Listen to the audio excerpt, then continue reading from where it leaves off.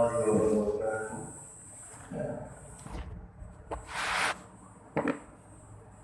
إلى حضرة النبي محمد صلى الله عليه وسلم وعلى آله وأصحابه بشدة الفاتحة. أعوذ بالله من الشيطان الرجيم. بسم الله الرحمن الرحيم. الحمد لله رب العالمين الرحمن الرحيم مالك يوم الدين. إياك نعبد وإياك نستعين. اهدنا الصراط المستقيم صراط الذين أنعمت عليهم غير المغضوب عليهم ولا الضالين. الحمد لله رب العالمين وبه نستعين نحمده ونشكره ونستعينه ونستهديه ونستغفره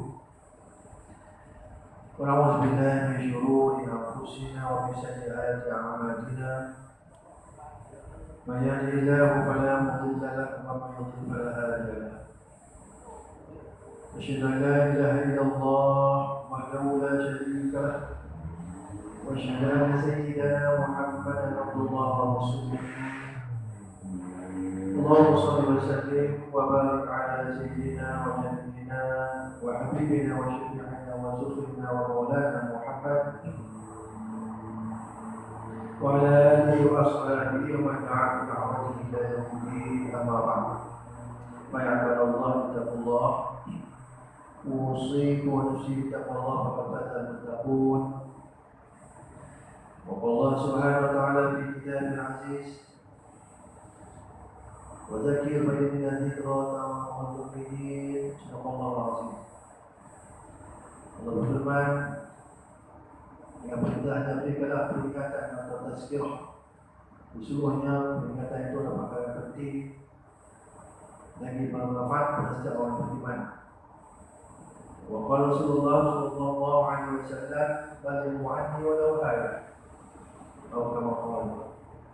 Demikian Rasulullah pesan sampaikan ajaranku walaupun satu ayat. Tuan-tuan hadirin muslimin, muslimat yang dikasihi dan dirahmati Allah sekalian.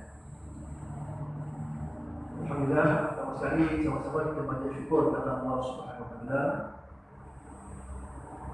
Pada dapat sama-sama kita hadir menunaikan kewajiban salat fardu maghrib berjamaah.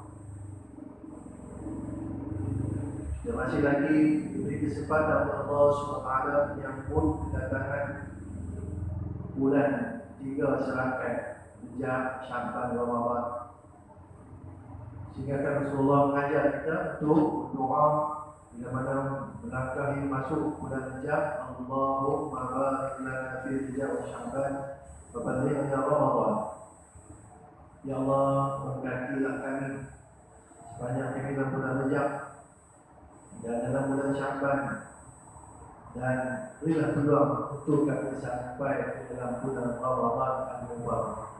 InsyaAllah saya doakan semoga tuan-tuan sekalian kalau beri kesempatan untuk kita terus diberi sama-sama untuk mengimarahkan Ramadan al-Mubarak insyaAllah. Dan demikian juga kita bersyukur kepada Allah dapat hadir solat berjamaah dan masih lagi ada di kawasan zon merah, sehingga tak dapat hadir sebagaimana yang sepatutnya. Tapi kita sini dengan penjarakan ikut keluasan masjid kita ini boleh hadir. Sebaiknya kita dapat mengimarahkannya sebaik mungkin sebanyak 5 waktu semalam. Sebagai satu kewajipan yang Allah Ta'ala kendaki pada setiap hamba-Nya untuk mengimarahkan rumahnya ini. Demikian juga solat fardu berjamaah yang ganjaran pahala sehingga 27 kali ganda. Maka sebaiknya kita dapat merebut kesempatan-kesempatan yang sebegini, karena kemungkinan juga dengan situasi COVID-19 wabak yang tak tahu bila akan habis ataupun akan lenyap, Wallahu a'lam. Dan kita sama-sama doa untuk simpan minta dia wala Tapi kemungkinan itu boleh berlaku, tak mustahil. Bagaimana dulu ditutup masjid-masjid, kemudian orang boleh bilang ditutup juga tapi dengan bilangan yang terhad. Maka kemudian menjadi kebenaran dengan sebab suasana kita yang dikatakan tidak ada jadikan di kawasan zon kita atau mungkin kita, maka tentulah suasana yang kita dapat ada berjamaah itu satu kerugian yang besar. Karena kita kata peluang untuk kita menghimbara ke rumah Allah, solat berjamaah, dengan i'tikaf, dan samping barakah kehidupan kita yang mana kita menjadi tetamu Allah yang sentiasa berada di rumah Allah. Bagaimana ingat kita kepada Allah, cinta, kasih kita kepada Allah, maka tentulah Allah kasih dan cinta kepada kita. Tentulah keadaan itu suatu nikmat yang besar sebenarnya, dan sebaik mungkin kita mengajar pergerakan sahabat anda sejauh kita untuk hadir sama-sama untuk mengeluarkan rumah Allah Ta'ala insyaAllah. Tuan-tuan dan hadirin yang sedang bersekalian, alhamdulillah pada malam ini sambungan kepada pengajian kita bersama kita Tajzim Al-Quran Hadis. Kita masuk ke surat yang ke-29 bawah sekali itu. Sambung hadis yang berikutnya. Qala Rasulullah sallallahu alaihi wasallam, "Idza syaribtumul ma'a fashrabuhu massan wa la tashrabuhu habba fa innal 'abba yurithul ubad." Rawahu Muslim. Rasulullah bersabda hadis ini, apabila kamu minum air, adalah kamu hisap, jangan langkah, kerana minum langkah itu membawa kepada penyakit bau-bau dan lainnya. Itu maksud hadis. Jadi dalam hadis ini tuan-tuan dapat dilihat bagaimana satu perkara yang dicontohi kepada kita bila Rasulullah adab semasa kita minum. Jadi dalam hidup yang dilakukan oleh Rasulullah itu sebenarnya sebagai contoh teladan. Mungkin kebiasaan kita macam mana kita dulu buat ikut cara keluarga kita ada kawan-kawan sebagainya. Tapi hakikatnya yang terbaik itu adalah contoh teladan yang ada daripada hadis Rasulullah. Mana kata kita ikut pedoman, aduan. Benar ni walaupun bukan dalam bentuk yang kita kata hukum jadi haram, berat, dosa. Tapi sini akhbarnya, barakahnya. Bila kita mengamalkan adab yang ditunjuk oleh Rasulullah. Maka di sini adalah adab yang dituntut kepada kita. Iaitulah Rasulullah sebut, "Idza syaribtumul ma'." Apabila kamu minum air. Minum air ni segala jenis air lah, yang sejuk, air kopi, air teh, air minum, air ais, macam air. Maka terutamanya air tu yang sejuk lah, yang terasuhnya. Hendaklah kamu dalam perhitungan maksud maspor itu kita kata hisap ataupun hirup ataupun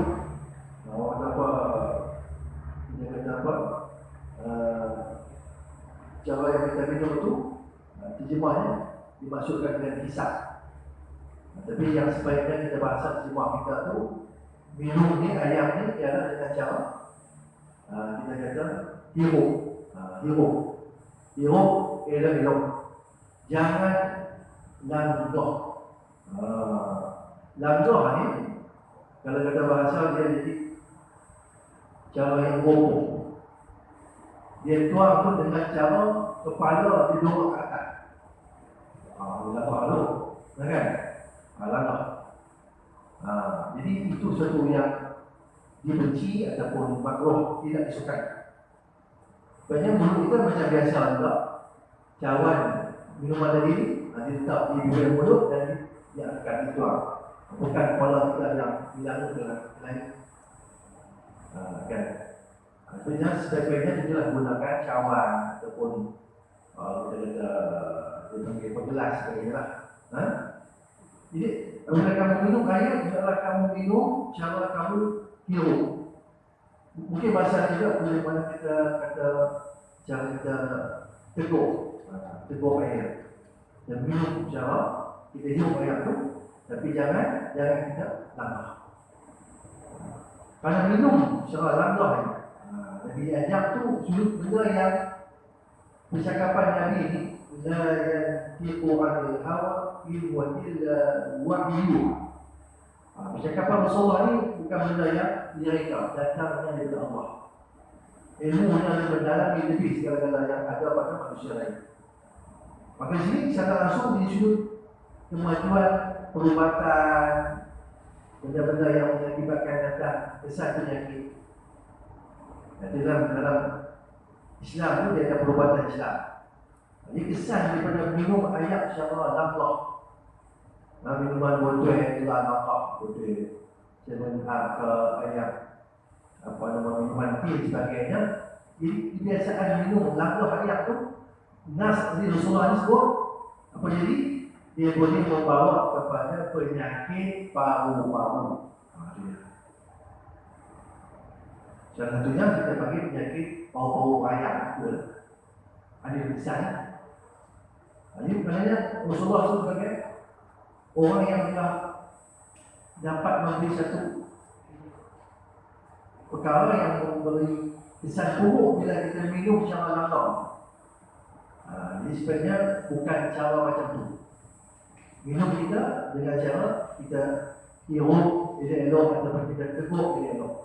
Kalau kita cawan dari saya sebut tadi, cawan kita letak tu jangan kepala kita yang lorong di atas. Cawan macam biasa, tapi mulut macam biasa muka kita ni, tapi cawan tu yang tuang, yang bergerak masuk dan sambil kita hirup. Itu maksudnya. Baik. Jadi di sini ada bagaimana diajar kepada kita, tentulah tuan sedia maklum. Setiap kali kita minum, kita makan, mulai dengan Bismillahirrahmanirrahim. Itu yang pertama sekali. Dan cara minum air ditunjuk oleh Rasulullah ni bagaimana sebaiknya air sejuk minuman kita itu minum 3 kali tekuk. Bismillahirrahmanirrahim, tekuk sekali. Kan? Habis Alhamdulillah. Bismillahirrahmanirrahim, minum berapa kali? Alhamdulillah. Dan minum pula kali ketiga, sebelum Bismillahirrahmanirrahim, minum dan Alhamdulillah. Itu cara sunnah Rasulullah. Dan sebaiknya dilarang. Kita kata bernafas dalam air minuman kita. Macam tu kita lihat cara kita minum dah. Bismillahirrahmanirrahim. Dan minum. Kemudian kita balik memakan muka kita ni, Alhamdulillah. Bismillahirrahmanirrahim, minum pula. Dia tahan nafas, kita minum. Lepas tu kita balik pada itu, Alhamdulillah. Bismillah, minum pula. Jangan kita bernafas dalam cawan ayam. Sebenarnya itu untuk kesihatan. Bagaimana kesan-kesan nafas kesan juga dilarang kita tiup minuman kita. Tapi hukum itu bukanlah sampai pada dosa, makruh. Tidak sukai kerana dia bawa kesan asid-asid yang tentu boleh mencemarkan air minuman kita. Wallahu a'lam. Tapi sebenarnya adab usul tujuh itu memberi kebaikan, keselamatan dan keberkatan air minuman tadi hingga menyegarkan, menyehatkan tubuh kita, insyaAllah. Baik. Jadi kita minum itu dengan cara mulai Bismillahirrahmanirrahim. Kemudian cara yang lainnya memang duduk minuman sambil duduk. Kalau dalam tempat pula, dalam masalah dibenarkan, diharuskan kita berdiri. Dan kalau tempat duduk, itu lebih afdal duduk. Sebagai ulama itu menceritakan tentang bagaimana minuman air Zam-Zam yang pernah diberi oleh sahabat Ibnu Abbas, ceritakan bahawa dia pernah memberi minuman air kepada Rasulullah, air Zam-Zam.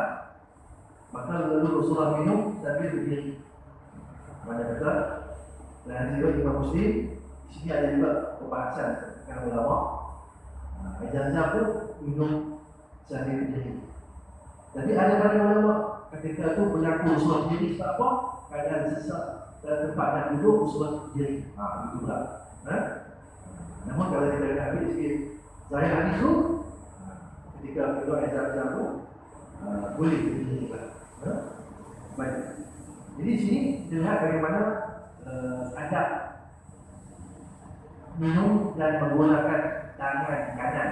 Yang ketiga adalah kita nak pegang adab ni dengan tangan kanan. Jangan sengaja pegang kanan. Kecuali tangan kanan tidak ada benda-benda yang tidak kena pegang. Maka kalau nak pegang tangan kiri juga, dia kena ampuh dengan tangan kanan tu tekan kita atau digelar. Tangan kita mungkin bukan makan nasi tu tak ambil lagi, dan minum ke ayam tu, ambil minuman tadi ni, kita letak tangan kita sini ataupun di cawan. Tolak. Sebab nak pegang ni, mau letak tangan ni dulu kan. Ada pun ada sisa makanan yang sedang kita makan. Itu sebaiknya lah. Sebab Rasulullah sebut dalam hadis, jauhilah kamu jangan makan dan minum dengan tangan kiri. Adapun hadis sebut, makanlah dan minumlah kamu dengan tangan kanan, kerana sesungguhnya syaitan itu makan dan minum dengan tangan kiri. Jadi minum dan makan tangan kiri itu kerja syaitan. Seperti kalau kita benar tu, tidak ada barakah dalam minuman yang kita minum tu. Pada zahir pesan nak kata makanan tu, minuman tu racun ke apa, kalau kita pegang tangan kiri tak nampak. Tak nampak lah. Tapi keberkatan minuman tu sudah hilang. Maka sebenarnya kita jauhkan tangan kanan, memegang dekat minuman tu. Itu adalah ayat yang paling utama yang bila kita minum, pastinya kita tidak lupa setiap mula nak makan minum tu bismillahirrahmanirrahim, selesai minum alhamdulillah. Itu perkara yang disebutkan dalam sini. Baik, tuan-tuan sekalian. Jadi kesan di samping apa Rasul sebut tadi ni, lihat pada hadis Rasulullah tadi, pelakuan-pelakuan yang menjadi sunnah Nabi cara yang diajar, bahawa akibat buruk kerana dia boleh berlakunya penyakit sebagai yudisul ubat, akan membawa kepada penyakit paru-paru. Wallahu a'lam bishawab.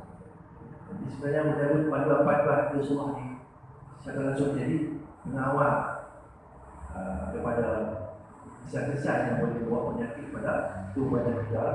Itulah keutamaan kehebatan dan berikut sunnah.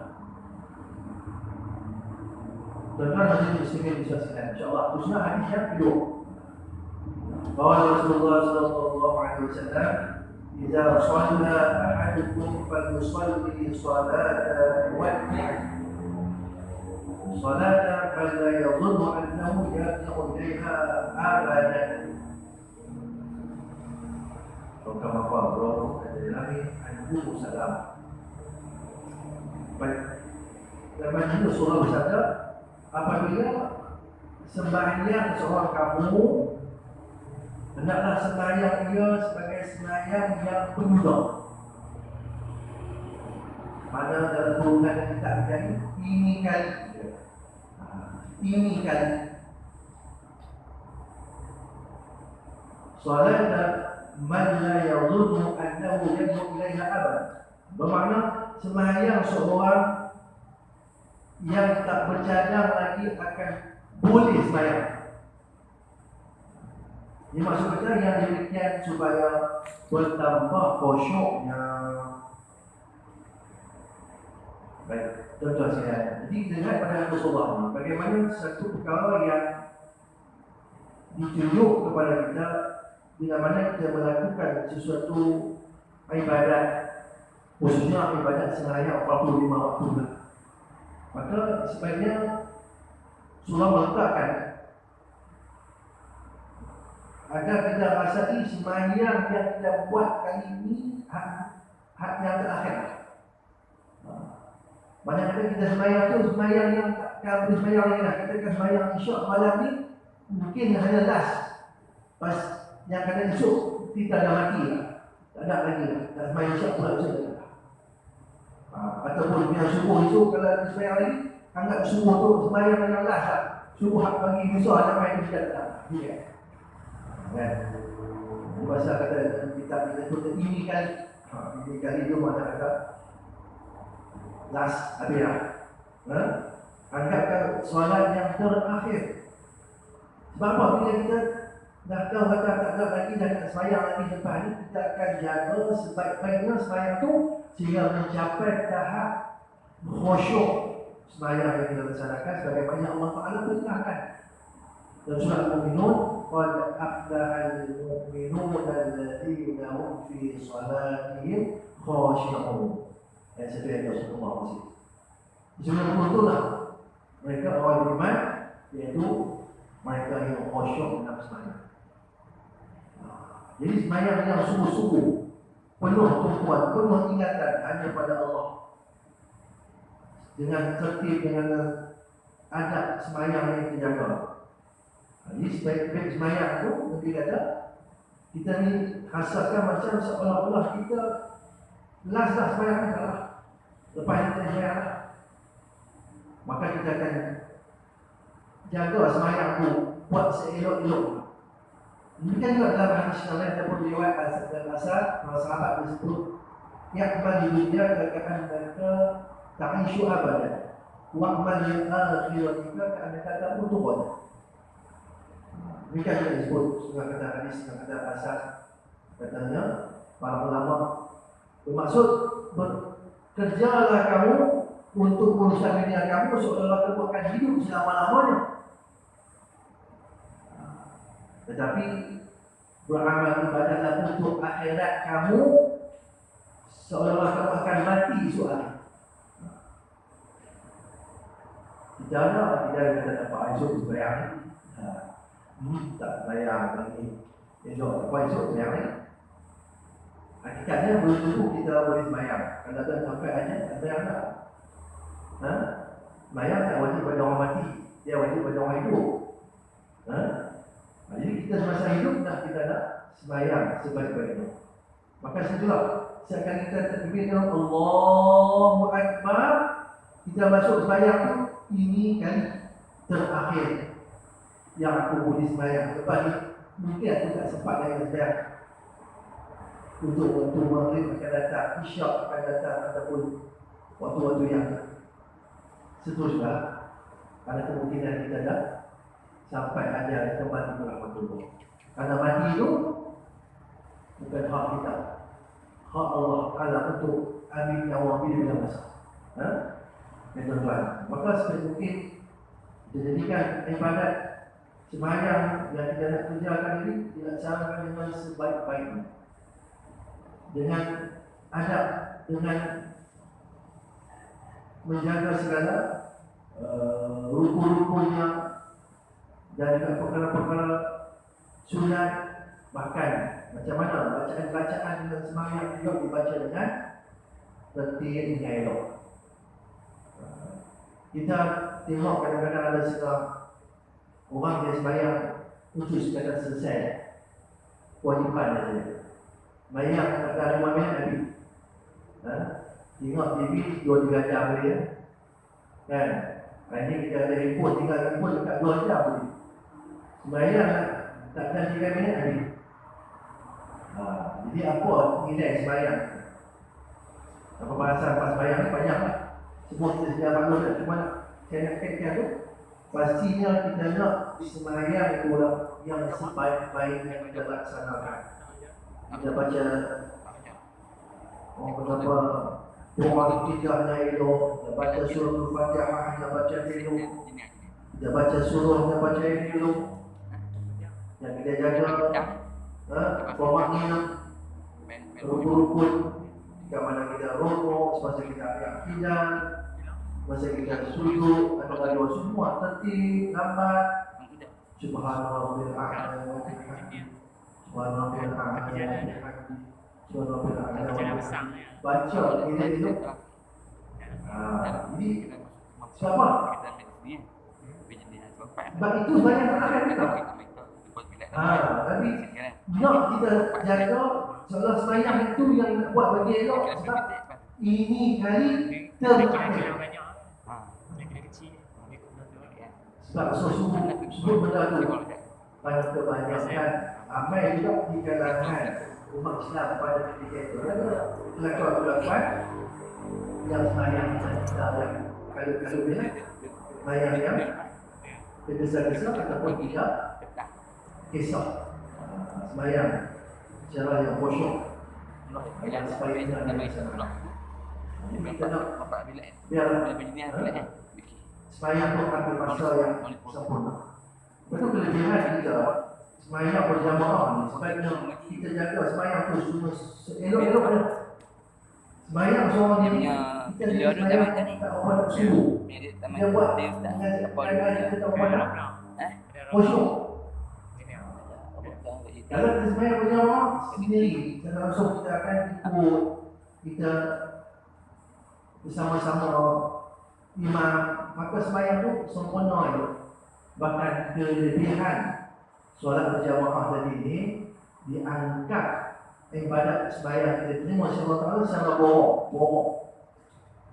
Bayang seorang kita tentu akan sembahyang kadang-kadang mungkin tak khusyuk dengan kadang kita lalai, kadang kita macam-macam. Kita tak boleh bayar tadi, maka bayar kita ditolak. Seorang, tapi kalau kita sembahyang berjamaah, kalau berlaku juga sembahyang kita berlalai sikit, tak khusyuk sikit, tapi ada di kalangan kita orang yang alim, yang soleh, yang khusyuk, yang taat, yang jaga sembahyang hidup tertib, dia ada dalam kalangan jemaah ni, sembahyang yang satu kumpulan jemaah tu dia angkat semua. Juga kelebihan keutamaan sembahyang berjamaah yang kita petikkan. Baik, jadi seperti itulah Rasulullah sebut. Bila nak sembahyang seorang tu, maka laksanakan sembahyang tu dengan sebaiknya setelah dia sembahyang yang kali terakhir. Maka setelah kita akan melaksanakan sembahyang kita dengan sebaik-baik khusyuk kita ingat kepada Allah Taala. Wallahu a'lam. Terusnya hadis yang berikutnya. Qala Rasulullah sallallahu alaihi wasallam, "Idza shallatil mar'atu khamsaha wa shamat shahraha wa hafizat farjaha wa aqamat zawjaha dakhalatil jannah." Rawal Bazzar an Anas bin Malik qala. Dan hadis ini hadis lahir malam ini di mana Rasulullah telah bersabda yang bermaksud apabila menunaikan perempuan ini isteri lah, apabila seorang isteri atau seorang perempuan menunaikan akad sembahyang waktu yang lima, maksudnya waktu 5 waktu yang sebenar,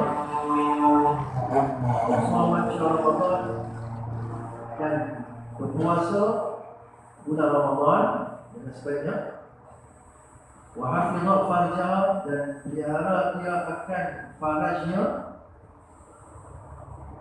wa ta'at zawjaha dan taat dia pula dia akan suaminya, dakhalatil jannah, dapatlah dia masuk syurga. Baik, maksud kata ulama usul kitab ni, maksud dia kata penerangan tu bagi lelaki atas isterinya hak yang penting taat. Maknanya seorang isteri ni terhadap suaminya yang penting dia kena taat je. Sekira-kira dengan dia kaum ibu tertebus dari neraka. Ingat, sebab dia taat pada suami itu adalah sebab kaum ibu suami isteri ini dia akan terselamat daripada azab api neraka. Baik. Bila kita lihat pada hadis Rasulullah ini, hadis sahih, 4 perkara penting yang utama yang khusus pada kaum kita sahaja, tidak kepada orang lagi, tidak kepada orang lain. kepada wanita sebagai seorang isteri, nak jaminan utama untuk masuk syurga tak seteruk lelaki. Suami ni dia tahu dia nak kena keluar berperang, dia nak kena keluar berniaga, dia kena keluar pergi berjamaah, dia kena keluar pergi cari rezeki, dia kena masuk hutan, dia kena pergi ke laut, dia kena urus mencari nafkah. Tak boleh dia duduk di rumah. Berdosa kalau suami duduk di rumah, tak buat kerja apa, bini cari kerja, cari makan, bini dia tak boleh. Dia dah berdosa tu. Baik, pada hadis Rasulullah ini sebenarnya satu perkabaran yang nak disampaikan kepada kaum muslimat, ibu-ibu sejak zaman Nabi, zaman dulu lagi, isteri Rasulullah, isteri para sahabat semua. Baik, iaitu 4 perkara. Pertama, seorang perempuan ini dia menjaga sembahyang fardu 5 waktu. Itu yang pertama. Sembahyang fardu 5 waktu wajib nak buat. Tak boleh nak langkah terus dia tak sembahyang tapi tak suami untuk juga. Boleh lebih. Mestilah syahadah itu asyhadu an la ilaha illallah wa asyhadu anna Rasulullah, dia kena menjaga sembahyang. Kan? Sembahyang fardu 5 waktu jaga elok. Yang kedua dia berpuasa fardu Ramadan. Sempurna puasa kecuali uzur syar'i ya. Mayang elok puasa Ramadan elok. Yang mana dia tinggal puasa Ramadan tu, Allah berikan lepas bulan Ramadan sebelum datang Ramadan kenangan. Yang ketiga, bagi seorang isteri yang nak jamin syurga ni memelihara farajnya atau kehormatan ini. Tidak berlaku curang lah. Kan dia tak pergi bawa diri ikut laki-laki ni. Apa di balik dia rumah dia biar suami tak tahu. Maaf saya kata ada kes-kes yang dibaca dalam sahabat media masa hari ini macam-macam lah. Kan? Jadi isteri dia ini tak jaga kehormatan ini, ada orang lain pula duduk bawa dia pergi tidur sana tidur sini. Ada cerita dia duduk di Kelantan, dia kerja di Kuala Lumpur, suami duduk di Kelantan, kes ditangkap dibunuh oleh seorang negro. Yang kita dengar berita ada 3 tahun lepas. Allah Alam setelah cerita pun dia dengar macam pelik. Dari suami yang ada, tiba-tiba ada terbaik dengan negro mana, dan ada kes negro dibunuh. Itu antara kita kata dia berlaku curang. Jadi mana-mana seorang sendiri jaga kehormatan diri dia. Tak benar siapa-siapa masuk rumah tanpa dengan suami. Jaga kehormatan diri dia, jaga aurat dia elok. Pakaian yang tutup aurat dia, jaga kehormatan diri. Siapa nak tengok tak boleh. Diri dia semua untuk suami dia. Jaga kehormatan diri dia. Itu yang ketiga. Yang keempat, taat suami dia. Kan? Jadi kita tengok pada apa yang disebutkan pada taat suami ini bila dah diakad nikahkan, bila dah kahwin, suami isteri ini dah ketaatan pada ibu bapa terputus. Dia menjadi taat daripada suami sepenuhnya. Syurga dia di bawah kaki suami dia. Kan? Jadi dia kena taat pada suami dengan cara dia patuh apa yang disuruh, yang baik, yang elok. La ta'ah li makhluqin fi ma'siyatil khaliq. Tidak boleh taat semua makhluk pada perkara yang maksiat. Mana tak boleh taat suami perkara yang maksiat dan neraka pada Allah. Ada benda yang baik elok suami suruh buat. Bukan saja masak, bukan saja jaga anak-anak, bukan saja jaga rumah. Tapi antara yang sebenar keutamaan keperluan dari segi kehidupan perkahwinan sendiri, segi layanan suami, segi nafkah batin. Kan? Kita cerita ni, benda tu bermula daripada mula kahwin. Mula kahwin sampai tua. Taat suami tu daripada mula sampai pun lagi belum mati lah. Jangan sekadar. Kalau taat suami masa muda-muda kahwin, lepas tu dah kahwin semua anak-anak, lalu kali dia cucu lah. Suami dia tak jaga lah. Tuan dia tolak kat tepi diri lah. Jadi dah tak tahu lah pasal suami dia, pasal apa yang patut dia taat pada suami, layan suami itu, dah dia dah tak layak lagi dengan syurga. Dia dikira sebagai khusus pada dia dah melayan suami atas kehidupan sebagai pasangan suami isteri yang sah. Ini bukan ni kadang-kadang kita tak main malah. Saya sini orang tua, orang kita ni dia buat apa? Tua lah. Tapi hakikat taat suami itu melayani suami karena Nabi sebut la tu'addu al-haqqa rabbiha hatta tu'addi haqqa zawjiha walau sa'alha nafsaha wa hiya ala zahri qadabin lam tarta'hu rawi Ibnu Majah.